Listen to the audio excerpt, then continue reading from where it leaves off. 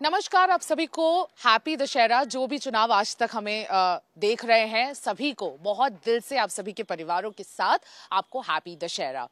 आज का हमारा विश्लेषण रहेगा कि किस तरह से कांग्रेस ने फार्मर्स को और प्लीज करने के लिए फार्म लोन वेवर अनाउंस कर दिया है।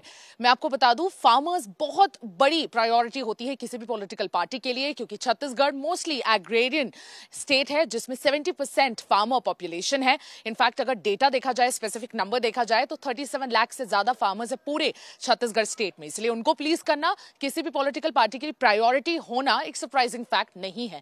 इनफैक्ट कल हमने देखा कि किस तरह से भूपेश बघेल ने शक्ति जिले में, जहां पे महानदी बेसिन से काफी ज्यादा इन्फ्लुएंस पड़ता है और वहां खेतीबाड़ी बहुत ज्यादा होती है, क्योंकि महानदी बेसिन से होकर जमीन जाती है तो काफी उपजाऊ जमीन है और इसीलिए वहां फार्मर्स की संख्या बहुत ज्यादा है।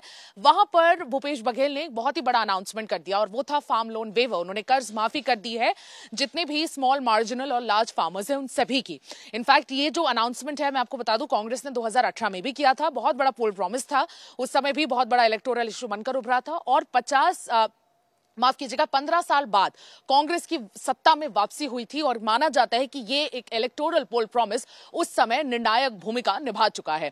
इनफैक्ट अगर हम बात करें तो इस साल भी 70% जो फार्मर्स है उनको प्लीज करने के लिए ये काम किया गया है कांग्रेस द्वारा, जिसपे ऑलरेडी पॉलिटिक्स शुरू हो गई है। रमन सिंह ने इस पर ट्वीट करते हुए रिस्पॉन्ड भी भेजा। रिस्पॉन्स में उन्होंने ये कहा कि किस तरह से कांग्रेस ने 2018 में फार्म लोन तो वेव ऑफ कर दिया था, लेकिन उसके बावजूद ये फार्म लोन जो है, जो कर्जा है, फार्मर्स पे वापस चढ़ गया। ऐसा क्यों हुआ?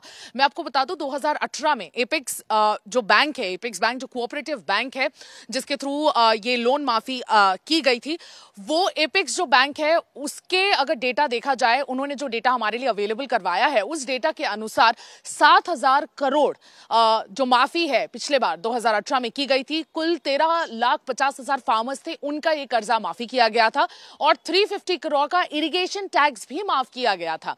इसके साथ साथ 2023 में अगर हम बात करें तो 1 अप्रैल से हमने जो डेटा निकलवाया एपेक्स बैंक से, 1 अप्रैल से ये जो कर्जा है ये 5,000 करोड़ का है और अभी भी 14,50,000 कुछ ऐसे फार्मर्स हैं जिन्होंने कर्जा लिया हुआ है और ये जो फिगर है अभी भी 5,000 करोड़ पे खड़ा हुआ है। अब ये साफ मैं आपको कर दूं कि एपेक्स बैंक के अलावा 52 ऐसे बैंक्स हैं जिनके तहत लोन माफी हो सकती है। अभी जो अनाउंसमेंट हुई है उसका खाका तैयार नहीं किया गया है। जैसे ही उसका खाका तैयार किया जाएगा तब ये क्लियर होगा कि 52 बैंक्स के जरिए भी जो फार्मर्स ने लोन्स लिए हैं वो इसमें माफी होंगे कि नहीं। क्या प्राइवेट बैंक्स के थ्रू भी जो फार्मर्स ने लोन लिए हैं वो माफी मिलेगी कि नहीं, क्योंकि अधिकतम जो इसमें जो लिमिट है वो है 5 लाख की और जो न्यूनतम है, जैसे कि मिनिमम है, वो है एक खाद की बोरी का। इसमें मिनिमम एक आपको फार्मर्स लोन ले सकता है। तो कहीं ना कहीं ये जो एक फिगर है, ये जो खाका है और ये जो थोड़ा सा क्लैरिफिकेशन नीडेड है, वो कंफ्यूजन जो हो रहा है वो इसलिए हो रहा है क्योंकि खाका नहीं तैयार किया गया है। जैसे ही खाका तैयार हो जाएगा उसके बाद ये कंफ्यूजन भी दूर हो जाएगा। लेकिन पिछले बार 7,000 करोड़ का माफी हुआ था और इस बार 1 अप्रैल से अगर हम डेटा देखें तो 5,000 करोड़ लोन ऑलरेडी फार्मर्स का चढ़ चुका है। अब इसमें यह देखना होगा कि स्मॉल, मार्जिनल, लार्ज फार्मर्स तो हैं, लेकिन और क्या इसमें इरिगेशन टैक्स भी इस बार माफी होगा? पिछले बार 350 करोड़ का इरिगेशन टैक्स था, क्या इस बार भी इरिगेशन टैक्स माफ किया जाएगा? लेकिन मैं आपको बता दूं, कांग्रेस से काफी प्लीज चल रहा है फार्मर्स। जो फार्मर पूरा सेक्शन है वो किसान जो है काफी प्लीज है कांग्रेस से, क्योंकि उनकी 3 ऐसी फेमस फ्लैगशिप योजनाएं हैं जो फार्मर्स के डायरेक्ट बेनिफिट ट्रांसफर के जरिए उनके पास, उनके अकाउंट्स में पहुंची है। उनमें से एक सबसे बड़ी स्कीम थी राजीव गांधी किसान योजना, उसके बाद है राजीव गांधी भूमिहीन किसान योजना, जो भूमिहीन जो फार्मर्स हैं उनको भी किश्त जाती है।